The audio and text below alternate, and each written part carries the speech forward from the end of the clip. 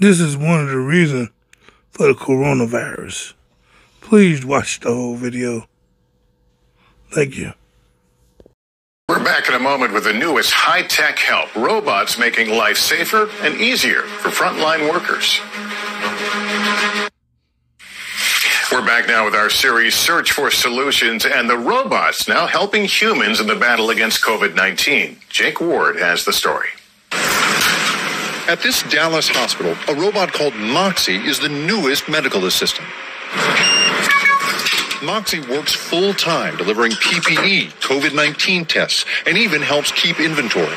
She's become a member of our frontline care team rather quickly and has been instrumental in helping them. The automated helper takes on tasks and reduces the exposure risk for frontline workers.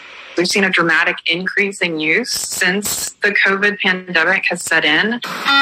In Baltimore, Johns Hopkins is testing a small robot attached to a touchscreen ventilator so that no one has to put on protective equipment and risk infection entering an ICU room.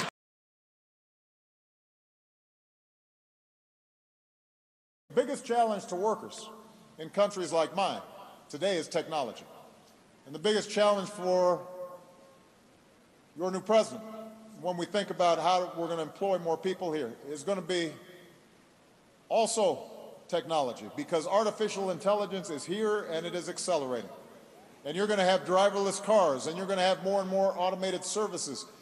And that's going to make the job of giving everybody work that is meaningful tougher. And we're going to have to be more imaginative. And the pace of change is going to require us to do more fundamental reimagining of our social and political arrangements to protect the economic security and the dignity that comes with a job. It's not just money that a job provides. It provides dignity and structure and a sense of place and a sense of purpose. And so we're going to have to consider new ways of thinking about these problems, like a universal income, review of our work week, how we retrain our young people, how we make everybody an entrepreneur at some level. But we're going to have to worry about economics if we want to get democracy back on track.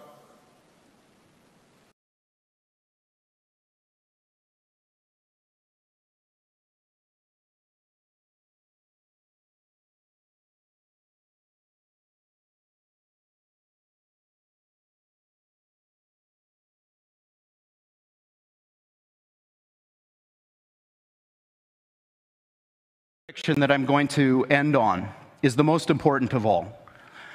I believe that humanity is on the cusp of the most important technological, societal revolution that's ever occurred. And my prediction is that within 15 years, we will have machines that outpace humans in everything.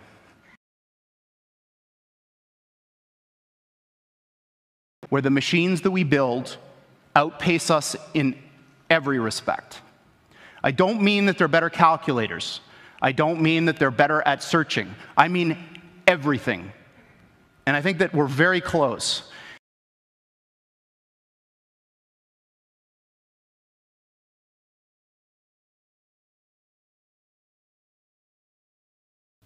The question here is, a lot of experts in AI don't share the same level of concern that you do about the dangers of AI. Fools. What's famous last words?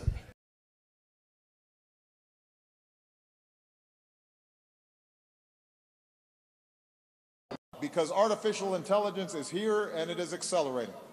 And you're going to have driverless cars, and you're going to have more and more automated services. And that's going to make the job of giving everybody work that is meaningful tougher. And so we're going to have to consider new ways of thinking about these problems, like a universal income, review of our work week. And Chicago could soon test the universal income program. A city alderman there proposing a bill that would provide 1,000 families with a $500 check every month. No questions asked. A majority of city lawmakers have already signed onto the bill. We're going to give you $1,000 a month for 12 months with no strings attached. So the easiest way to do this is to have a lottery. I'm talking about $12,000. Y'all ready? It's not just in hospitals that robots can help essential workers. In grocery stores, robots like Tally here can actually scan the shelves, take inventory so that human workers don't have to. Today, large format grocery stores spend anywhere from 30 to 100 hours per store per week taking inventory. So with an automated solution like Tally, these retailers are able to free up their staff to focus more on things like, customer service or restocking. And in the sky, a company called Volansi is even testing drones that could someday transport vaccines to healthcare centers that need them. Cutting-edge technology for the frontline workers who need it most. Jake Ward, NBC News, South San Francisco, California. The future is here. The biggest issue I see with so-called AI experts is that they think they know more than they do. And they think they're smarter than they actually are. And they don't like the idea that a machine could be way smarter than them, so they discount the idea, which is fundamentally flawed. That's the wishful thinking situation. I'm really quite close to I'm very close to the cutting edge in AI, and it scares the hell out of me. It's capable of vastly more than almost anyone knows, and the rate of improvement is exponential. By end of next year, self-driving will encompass essentially all modes of driving and be at least 100 to 200% safer than a person by the end of next year. We're talking like maybe 18 months from now. This is extremely important. I think the danger of AI is much greater than the danger of nuclear warheads by a lot. And nobody would suggest that we allow anyone to just build nuclear warheads if they want. That would be insane. And mark my words, AI is far more dangerous than nukes.